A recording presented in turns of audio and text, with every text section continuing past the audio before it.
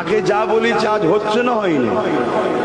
আজ থেকে 5 বছর আগে বলেছিলাম তোদের নাগরিকত্ব কেড়ে নেবে, আজকে ঘটছে। খোঁজ করো, অনেকে কেটে কেটে ছাড়ছে আবার এখন।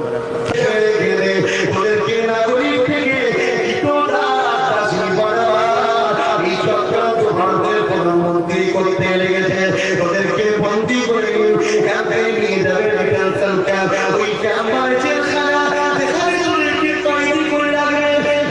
কালকে আপনি যখন ভোটের লাইনে যাবে দেখবেন আপনার নাম তালিকাতে নাই।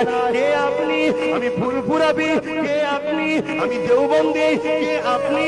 আমি অমুক দরবার। কে আপনি? আমি অমুক দরবার। কোন দরবার চলবে না। মুসলমান হওয়ার জন্য আপনাকে ক্যাম্পে নিয়ে যাওয়া হবে, ওখানে তিলে তিলে আস্তে আস্তে আপনাকে হত্যা করা হবে। অনেকে কেটে কেটে ছাড়ছে আবার এখন। তাদেরকে আমি ধন্যবাদ জানাই যে তোরা মনে রেখেছিস। খোঁজ করো। আমি 8 বছর আগে বলেছিলাম যে মসজিদ, মাদ্রাসা, কবরস্থান সব চলে যাচ্ছে, দখল হয়ে যাচ্ছে, ঢুকতে পারবি না।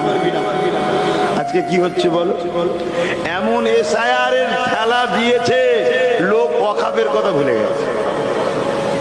এসআইআরটা কি? চাকরির আন্দোলনকে রুখে দাও, ওয়াকফের আন্দোলনকে রুখে দাও, ওবিসি